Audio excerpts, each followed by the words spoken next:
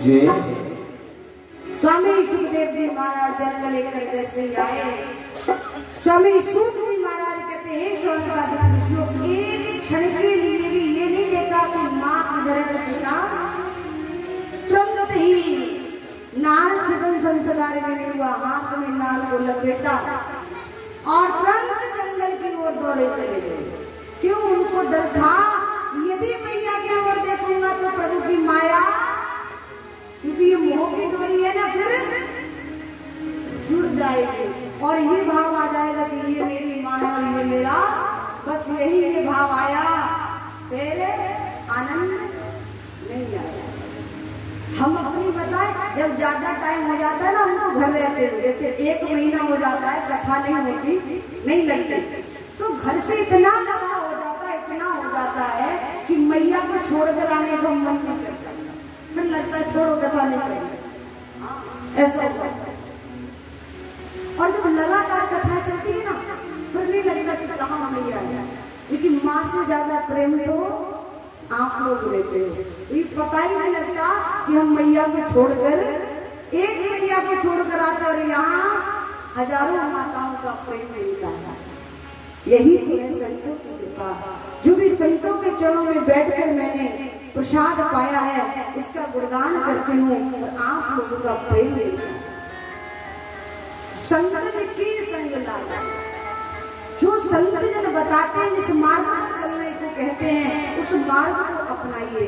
ये नहीं कि सबको छोड़कर संतों के साथ लग जाओ, पत्नी को नहीं देखना, बच्चों को नहीं देखना, अब तो महाराज दादी के साथ रहना है, ऐसा नहीं दिखता। हाँ, बोली बांके बिहारी लाल, बोली श्याम रामचंद्र भगवान की। जंगल की ओर चले गए। पिता ने प्रयास किया रोकने का, महर्षि वेदव्यास ने नहीं। स्वामी सूत जी महाराज कहते हैं शौनकादिक ऋषियों, ये महर्षि वेदव्यास के ही पुत्र थे स्वामी सुखदेव जी, जिन्होंने 4 वेद 6 शास्त्र और 17 पुराणों की रचना की। पुराण कितने? पुराण कितने पता है? 17 है, 20 है, कितने? 18। 18 पुराण, 17 पुराणों की रचना की, 4 वेद 6 शास्त्र 17 पुराण। लेकिन मन में शांति नहीं, मन में शांति नहीं। देव ऋषि नारद का आगमन हुआ। देव ऋषि ने कहा कैसे चिंता में बैठे हो? बोले प्रभु 4 वेद 6 शास्त्र 17 पुराण लिख दिए, पर मन में शांति। जैसे मैं यहाँ बैठकर 4 घंटे कथा करूं और कथा तो मैं कह जाऊं, पर मेरे अंदर ये शांति ना हो कि मैंने कथा के ऊपर आज आनंद नहीं आया, कोई ना कोई कमी जरूर है। तो महर्षि वेदव्यास जी को आनंद नहीं आया, 4 वेद 6 शास्त्र लिखे पर मन में शांति नहीं। क्यों? क्योंकि अभी एक पुराण और लिखना बाकी था।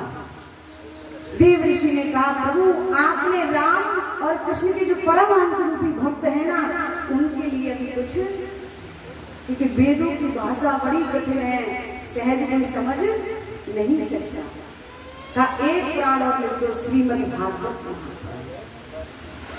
संत कृपा हुई और महर्षि वेदव्यास जी ने 18वें पुराण की रचना की, जिसको श्रीमद् भागवत महापुराण।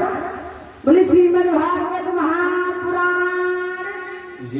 4 वेद 6 शास्त्र और 17 पुराणों का निचोड़ है, यानी रस है सबका, इसमें सबका रस है इसमें। बोली बांके बिहारी लाल, बोली श्याम रामचंद्र भगवान की।